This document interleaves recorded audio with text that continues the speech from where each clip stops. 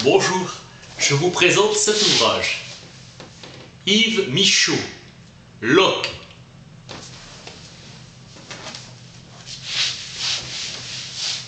C'est à la vérité que nous devons le plus grand respect. La chercher à sa source dans la considération des choses elles-mêmes, en utilisant notre propre pensée que celle d'autrui pour la trouver. Pour Locke, il n'y a pas de principe de la philosophie, et le discours de la méthode vient en dernier. Son empirisme comporte des éléments rationalistes très forts.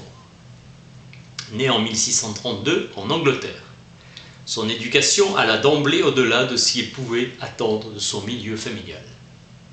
Il étudia à Oxford en 1652 comme il était de tradition, la philosophie aristotélicienne en suivant l'ordre d'exposition scolastique, rhétorique, morale, logique.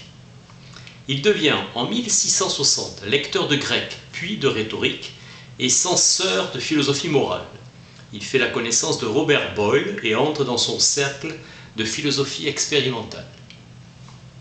Locke fait en 1666 la rencontre décisive de Lord Ashley, premier comte de Shaftesbury.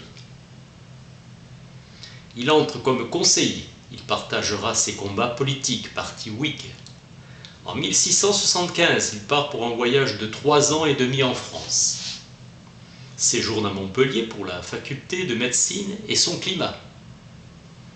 Il rencontre à Paris François Bernier, disciple de Gassendi. Les textes écrits de Locke sont devenus séditieux en Angleterre, fragments. Locke est espionné. Fuite de Shaftesbury en Hollande, puis mort en 1683. Locke arrive à Amsterdam et commence une période de retraite studieuse qui le conduira à ses œuvres majeures. Il a 50 ans et n'avait encore rien publié. En 1684, il s'établit à Utrecht. Locke rentre dans son pays en 1689. Guillaume d'Orange devient roi d'Angleterre sous le nom de Guillaume III. Seul l'essai philosophique sur l'entendement humain est publié sous son nom. La célébrité est grande autant que tardive. Locke se livre à un considérable travail de méditation et de rédaction de textes qui resteront inédits jusqu'à sa mort. Il médite l'écriture la plume à la main, paraphrasant les épîtres à saint Paul. Il réfute la théorie malbranchiste de la vision en Dieu. Reconnu dans toute l'Europe, il meurt en 1704, il a 72 ans. Comme presque tous les philosophes de son temps, il fut autant et même plus un homme d'action qu'un homme de méditation. Une philosophie indissociable d'engagement et de décision pratique au cœur de la vie politique, économique et scientifique. Les pensées sur l'éducation furent un des premiers best-sellers de la littérature pédagogique. Son christianisme raisonnable inaugura la série des livres sur la religion naturelle.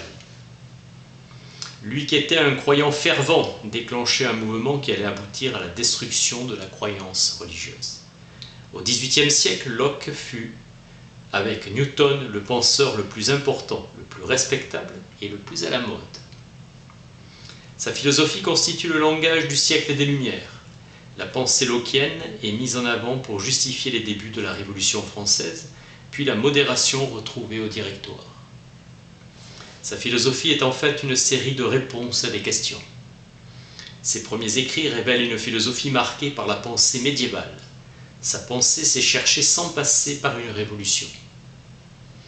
Il n'y a, dit-il, de bien et de mal que par rapport à une loi. Lorsque Dieu a fait connaître sa loi, on lui doit obéissance absolue. Seul reste du ressort de l'individu le service intérieur qu'il doit à Dieu. Marqué par la Révolution et la guerre civile, il voit dans une liberté sans restriction la source d'une servitude générale. Les hommes sont alors menés par la partialité de leurs désirs, le hasard et l'intérêt. Les revendications de la conscience religieuse sont souvent le prétexte à la rébellion politique. Tous ceux qui voudraient détruire l'État ont prétendu vouloir construire le temple de Dieu. Locke distingue la loi divine, révélation ou morale instituée par Dieu, et la loi humaine, constituée par quiconque a le pouvoir sur les autres.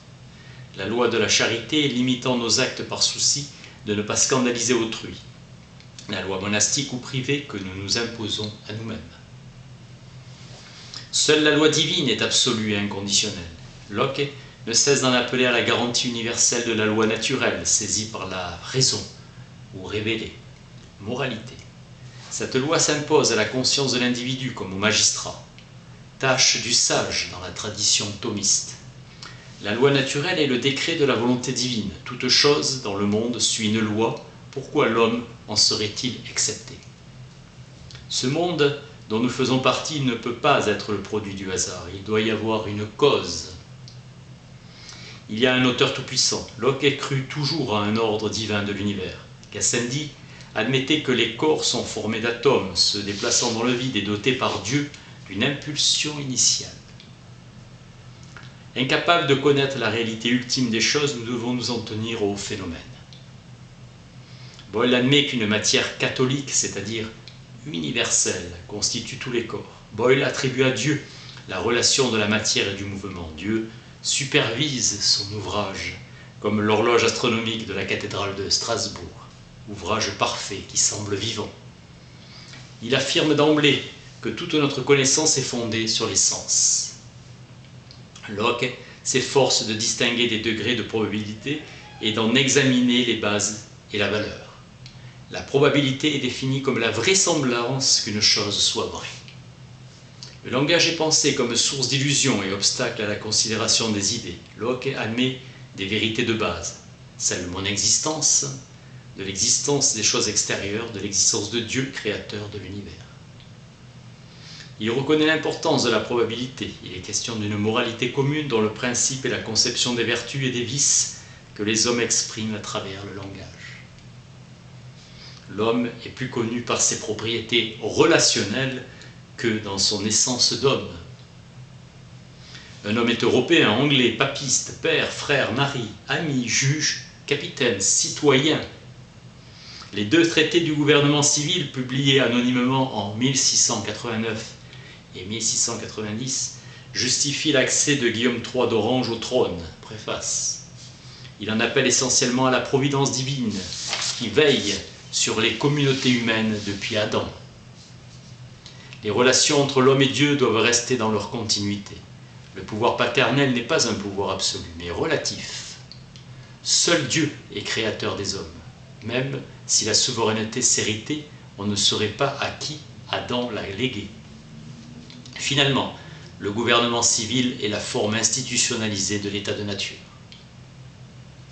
La liberté de l'homme est liberté par rapport à tout pouvoir terrestre supérieur sous la seule condition de l'autopréservation. Cette liberté est la condition de tout, essence de la vie. Qui s'attaque à la liberté d'autrui peut aussi bien s'attaquer à sa vie. Comme la vie, cette liberté est inaliénable. On n'a pas plus le droit de se faire esclave que de vouloir mourir. Chacun a le droit et le devoir de défendre son droit naturel. L'état de nature est un état de liberté et d'égalité. La liberté de l'homme est la liberté de disposer de ses actions, de ses possessions et de sa personne comme bon lui semble. Au commencement, Dieu a donné le monde aux hommes en commun pour leur survie. Appropriation par le travail qui commence avant la société civile. C'est l'argent qui permet de dépasser les limites de la consommation personnelle et introduit un déséquilibre. L'argent introduit convoitise, avarice et déséquilibre entre les possessions, altérant la valeur intrinsèque des choses. Il faut des lois pour régler et fixer la propriété. Un ordre politique s'avère nécessaire. Le mécanisme de l'appropriation par le travail puis l'invention de l'argent introduisent une dimension pratique et historique dans l'état de nature. Les hommes modifient leurs conditions d'existence et de survie. Celui qui enfreint la loi naturelle se met en état de guerre. L'état de nature constitue la norme de la société politique. Quant à l'état de guerre, il est une grande raison pour les hommes de se mettre en société. La société civile se définit comme un corps social uni sous une loi dont un magistrat assure l'exécution. Un pouvoir législatif et un pouvoir exécutif se substituent au jugement et actions privées. Les individus renoncent à juger eux-mêmes des infractions et à exécuter eux-mêmes les peines. ils s'en remettent à la loi et aux magistrats. Pour quelle fin? La préservation mutuelle des vies, des libertés et des propriétés. Propriété pour Locke regroupe la vie, la liberté et la propriété, les trois étant des biens. Dans l'état de nature, chacun étant roi, la jouissance des libertés est incertaine, pleine de craintes et de dangers. Le moindre différend peut déboucher sur l'état de guerre. Pour protéger leurs biens, les hommes acceptent une certaine limitation de leur liberté. Le pouvoir législatif ne peut aller au-delà du bien commun et le pouvoir exécutif doit se limiter à l'exécution des lois et à la protection de la communauté. Le législatif produit des lois qui règlent la liberté des citoyens. L'exécutif en assure l'exécution ainsi que les rapports avec l'étranger.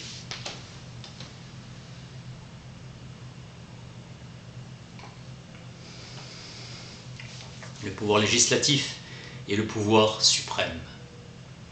Il constitue la forme, l'âme, qui donne vie et unité à la société politique. Il en découle que le pouvoir législatif ne peut par définition être pouvoir arbitraire sur les vies ou sur les fortunes, qu'il doit opérer par loi stable, connue et à travers des juges régulièrement appointés et connus. Pas de loi secrète.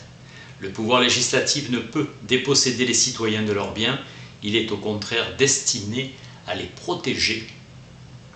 Locke se prononce pour la séparation des pouvoirs. Si les mêmes personnes font et exécutent les lois, elles tendront à s'en exempter ou à en faire des lois qui conviennent à leurs intérêts. L'exécutif n'a pas de pouvoir sur le législatif. Locke redoute une monarchie absolue de type français et opte pour une monarchie modérée. Il dit gouvernement bien construit, avec un parlement représentatif convoqué à intervalles réguliers par un roi dont la prérogative est réelle, mais guidée par le souci du bien public. L'état de nature est la description d'une situation d'égalité qui fournit les conditions morales à partir desquelles se crée la communauté politique. L'état de guerre assorti des considérations sur la propriété décrit les conditions qui déterminent l'entrée dans la communauté politique. Au début, les rois furent des pères qui géraient leur communauté comme une famille, prérogative d'un souverain prudent et sage. Toutefois, le consentement des sujets fixes est de nature politique. Dans les sociétés développées, la complexité des relations sociales et la richesse entraînent le droit où le souverain doit veiller au bien d'un corps politique complexe. La preuve du consentement est dans la possibilité de la séparation. L'individu est libre, en cédant ses terres, de s'en aller.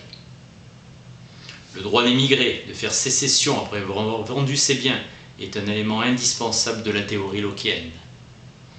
Locke est moins naturaliste que philosophe de la légitimité.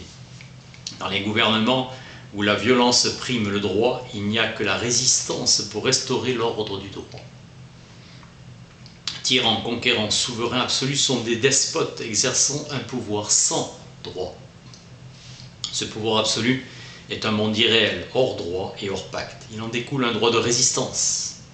La force s'oppose à la force injuste et illégale. Locke définit un Commonwealth, une république dans une société constituée pour assurer, préserver et faire progresser les intérêts civils des hommes. Séparation des domaines et des sphères d'action avec la séparation de l'Église et de l'État. Une Église est une société libre d'hommes volontairement réunis pour adorer Dieu et obtenir la vie éternelle. Les Églises doivent se tolérer entre elles et agir pacifiquement. C'est à chacun de prendre soin de son âme. La notion de croyance prend le pas sur celle de culte, primat de la liberté individuelle. Le bien public doit servir les réalisations individuelles et non des fins collectives inidentifiables. La propriété joue un rôle crucial dans la constitution du gouvernement civil, l'aslet. Locke parle moins de contrat que l'entente, l'accord, terme moins juridique. La philosophie de Locke manifeste son hédonisme financier. Le plus grand bonheur individuel est la règle de conduite de l'homme. Mais celui-ci ne sait même plus où est le souverain bien. Primat de l'autoconservation comme fuite de la mort.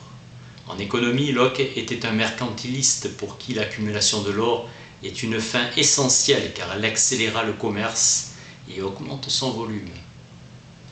Modèle théologique gouvernant l'entreprise. Pour Locke, seul compte le salut et l'au-delà. C'est religieusement que l'homme doit se réaliser et y parvient par le travail ou l'étude. dénonciation de la paresse des pauvres ainsi que de l'avarice, de l'envie, de l'appât du gain ou de l'ambition. L'action terrestre doit rester ordonnée à la destination divine. Pour Dunne, la théorie sociale et politique lockienne doit être vue comme l'élaboration de valeurs calvinistes.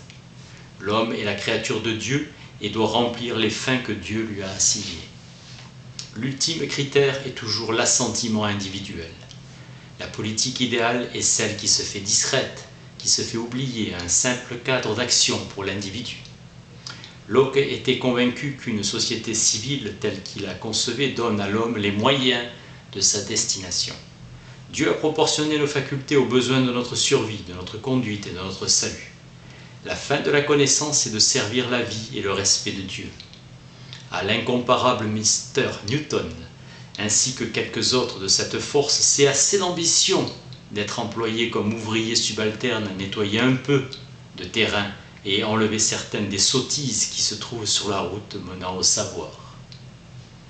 La critique de l'innéité est le tout premier exercice lockien de déblaiement des sottises qui se trouvent sur le chemin de la connaissance.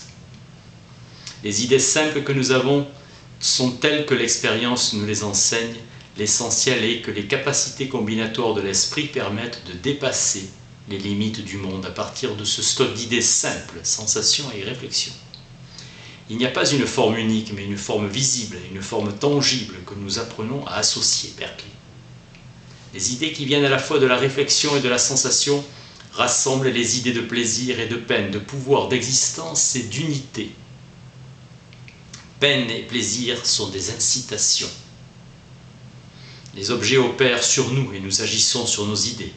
Nous distinguons nos idées selon leur ressemblance aux choses extérieures. Ils comparent nos idées aux mots. Les mots valent pour nos idées comme les idées valent pour ce qu'elles représentent. Toute sensation est produite en nous par les degrés et modes de mouvement. Les qualités sont des pouvoirs de produire.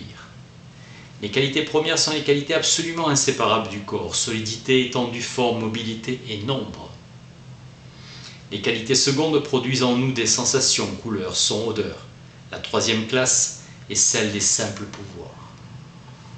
Les corps produisent en nous des perceptions et leurs interactions les modifient. Locke n'affirme pas que les idées de qualité première sont des images, il dit qu'elles leur ressemblent. Les idées complexes sont le résultat des opérations de l'esprit sur les idées simples, collection de plusieurs idées simples qui vont ensemble. L'esprit les considère comme une idée. L'unité de l'idée complexe réside dans notre intérêt pour les choses plus que dans les choses elles-mêmes. Les modes sont des idées complexes qui ne peuvent pas subsister par elles-mêmes, mais dépendent où sont les affections des substances. Pour Locke, différence entre un, qui est l'unité par excellence, et les autres nombres entiers. Dieu a fait le un, les hommes ont fait le reste. Aaron parodiant Knokeker, Dieu a fait les nombres entiers, les hommes ont fait le reste. Locke dit que le nombre, c'est répéter une opération de génération à partir de l'unité. L'analyse des idées d'étendue et de durée montre que l'esprit peut former des idées qui ne nous sont pas présentées directement par l'expérience, idées d'infinité. Conception liée à la quantité, nous ne pouvons qu'être assurés que Dieu est infini de manière incompréhensible. Expérience de la disproportion entre nos esprits finis et une réalité trop grande et puissante pour être parcourue en son entier. L'essentiel de l'étude des pouvoirs est consacré à des analyses de la liberté, de la volonté, du malaise et des déterminations de la conduite. Locke aborde la question de la substance par le biais de la distinction entre essence réelle et essence nominale. L'essence réelle est l'être véritable d'une chose, par quoi elle est ce qu'elle est. L'essence nominale est la construction artificielle du genre et de l'espèce, d'après les idées abstraites que nous formons. La conception de l'essence, comme celle de la substance, trouve refuge dans l'inconnu. Un pouvoir est la condition d'un changement. Une substance des choses constitue l'unité inconnue de leur qualité. C'est un quelque chose en général. La connaissance des essences réelles est l'objectif à atteindre. La matière catholique de Boyle ou la substance étendue de Descartes sont trop abstraites, des idées trop générales. Il faut qu'elles reçoivent des spécifications, celles des essences réelles. Sous la garantie d'une conception mécaniste de la nature, Locke demande simplement le développement de la connaissance par la méthode expérimentale. Son empirisme est indissociable de la confiance dans un ordre de la nature. Locke estime qu'il y a une nature derrière les choses, une nature dernière, largement inconnue, et que notre connaissance progresse par des relations, pouvoirs et qualités sensibles des choses. Nous connaissons mieux les relations que les substances, mais l'idéal serait de connaître non les relations extrinsèques, mais l'essence réelle des choses. Son projet initial était de passer des études des idées à celles de leurs relations dans la connaissance, et il a trouvé qu'il y a une relation entre les idées et les mots qui est si étroite. Les mots sont des aides précieuses et un écran dangereux, des signes de signes. Une sémantique est nécessaire et Locke s'intéresse au langage comme instrument de la connaissance et possible source de distorsion. Pour Hooke, les mots sont des marques mal fixées sur des notions très confuses. Moulineux, dans la dédicace de son Optica Nova en 1692, rend hommage à Locke d'avoir débarrassé les hommes du verbiage scolastique et permis d'allier aux choses mêmes. En 1706, Kenneth dira que l'intention de la Royal Society était non l'artifice des mots, mais un savoir nu des choses. Il faudrait construire un langage dont le cours soit parallèle au cours des choses. John Wilkins envisage une langue construite d'après la véritable nature des choses.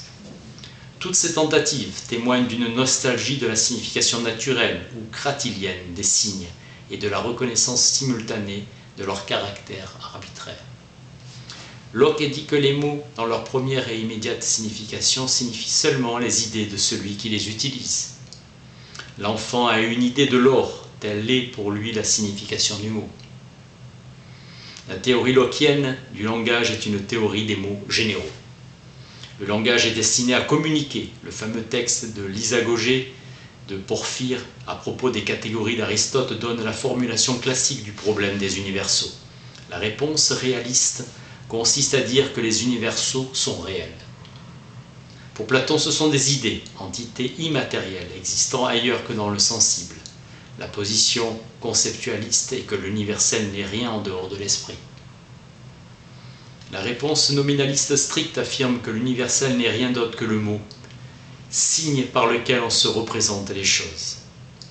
Locke se défie de tout ce qui s'éloigne trop de l'évidence et de la réalité avec lesquelles les sens se mettent en contact. Est à ses yeux suspect ce qui est abstrait, général, universel. Le langage comporte pour sa majeure partie des mots généraux auxquels correspondent des idées générales. Ce sont des inventions des créatures de l'entendement. L'abstraction est ainsi décisive pour le progrès de la connaissance, forme conceptuelle. Permet le décollage vers les idéalités, le prix à payer et la séparation d'avec l'existence. Les abus sont le verbialisme, les malentendus involontaires ou l'illusion sur le pouvoir des mots. Le langage est l'instrument de la science. Locke creuse un fossé entre d'un côté la certitude de la connaissance et d'un autre la vraisemblance du jugement et de la probabilité. Il conçoit la démonstration comme un enchaînement d'intuitions. Ce sont des implications. Seule la connaissance des relations d'idées est véritablement connaissance.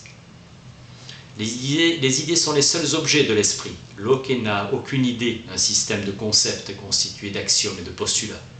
À la différence de Hobbes, il ne s'inspire pas du modèle démonstratif euclidien. Les idées sont des entités séparées et distinctes et on découvre des relations de convenance ou de disconvenance. L'étendue et la réalité de notre savoir diffèrent selon que nous considérons les idées de mode ou celles de substance, mais l'idéal de la connaissance reste le même. Des propositions instructives énonçant l'universalité et la nécessité d'une relation entre les propriétés. La connaissance de notre existence, des objets extérieurs et même celle de Dieu relève de l'appréhension intuitive de la réalité, ou mieux, d'une sorte de sentiment de l'existence. Il introduit un changement radical qui réside dans l'abandon des prétentions philosophiques à percer le secret de la nature des choses au profit de l'examen des pouvoirs de l'entendement. C'est la première formulation d'une approche critique qui ne tombe pas dans le scepticisme. John Locke, le plaisir et la douleur, et ce qui les cause, le bien et le mal, sont les pivots sur lesquels tournent nos passions. Nous avons des perceptions et faisons des actions, de là proviennent les idées. L'esprit est au moins aussi clair que la matière, mais cela peut aussi vouloir dire que l'esprit n'est pas moins obscur que la matière. Il fait l'hypothèse, scandale, que Dieu aurait pu disposer de la matière à percevoir et penser. En termes de probabilité, il existe vraisemblablement des substances immatérielles, mais on ne peut démontrer que la matière ne peut penser. Que veut dire « je » ?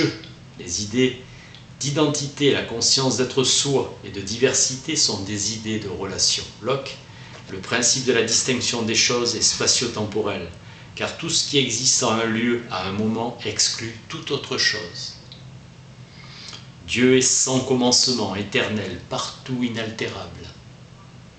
L'homme est un corps qui ne cesse de changer au long de sa vie.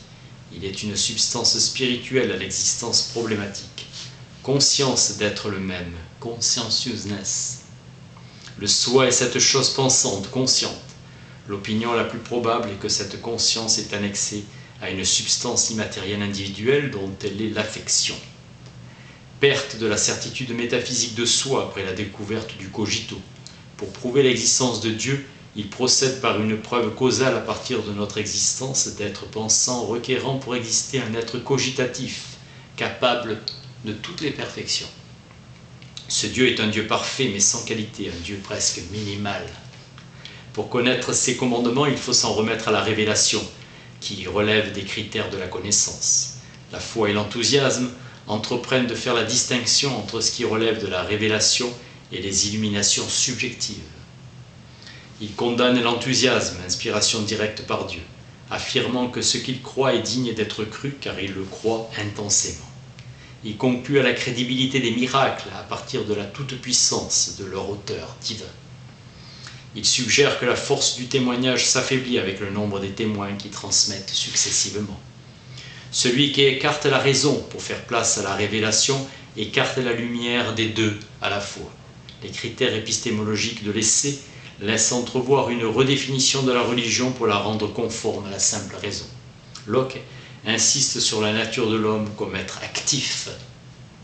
Plaisir et douleur sont deux idées simples, considérables, qui accompagnent toutes nos perceptions. Locke en déduit un principe d'hédonisme inquiet. Les choses sont bonnes ou mauvaises par rapport au plaisir et à la douleur. Les variétés de nos passions sont analysées à partir du couple délectation contre malaise. Prima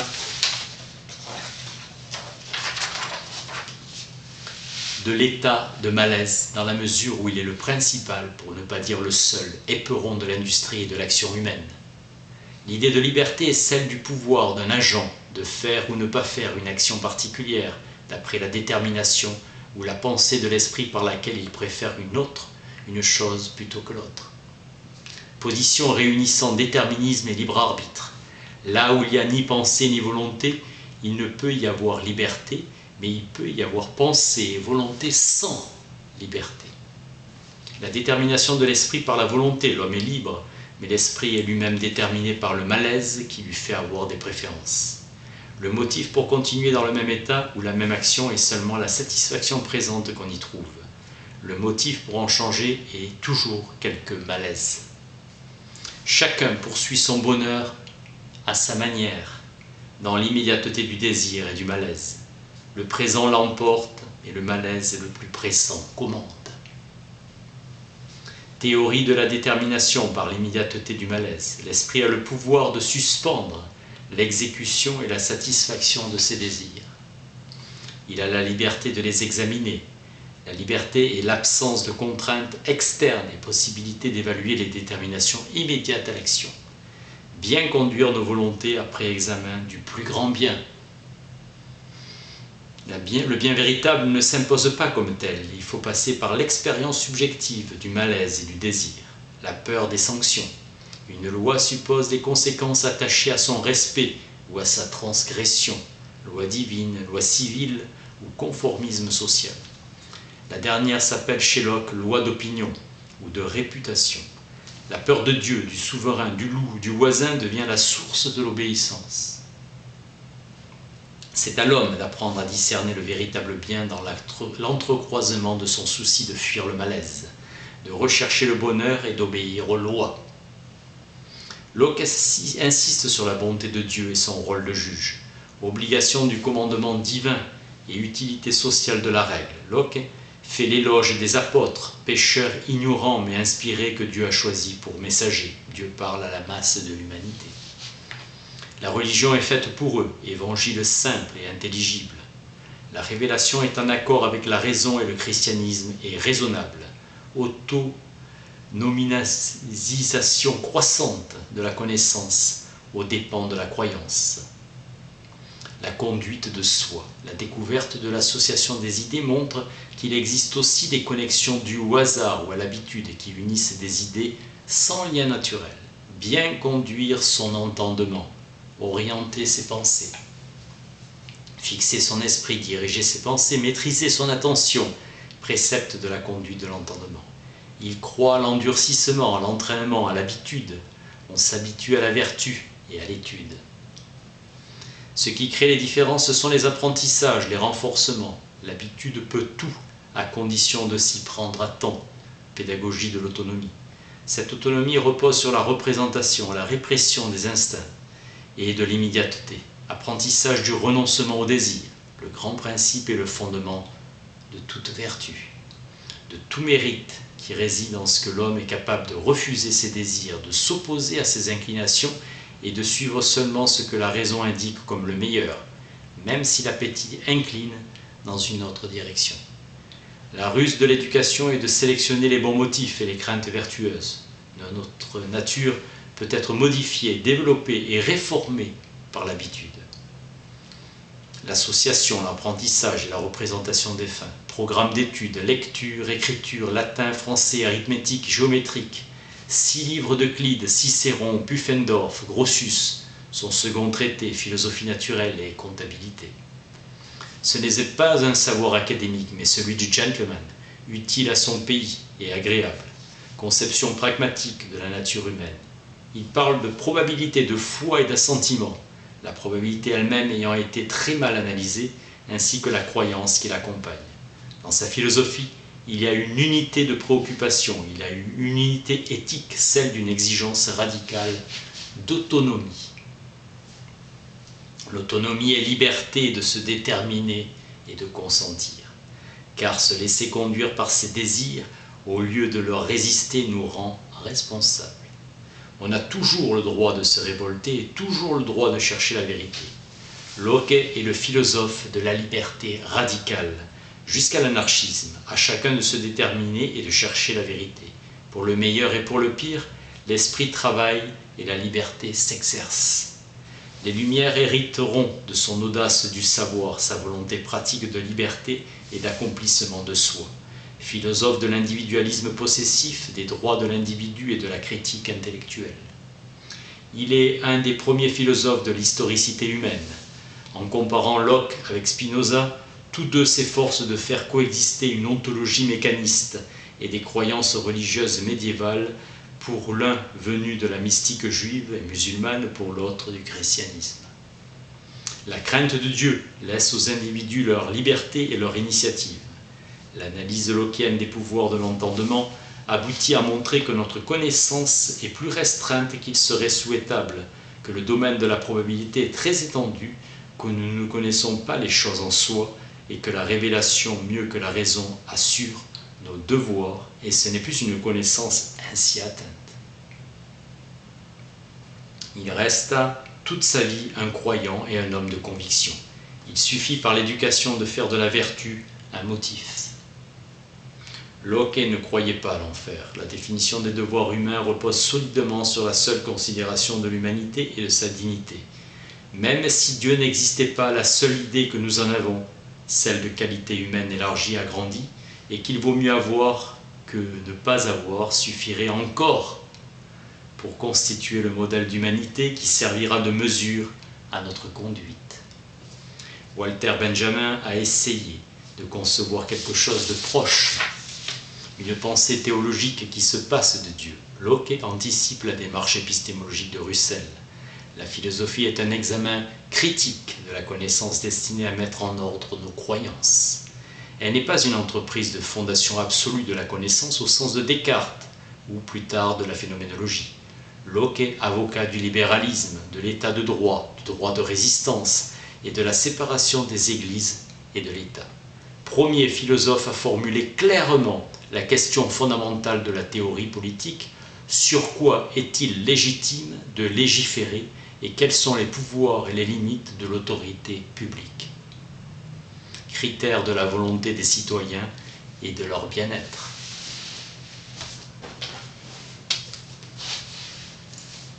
Yves Michaud, Locke.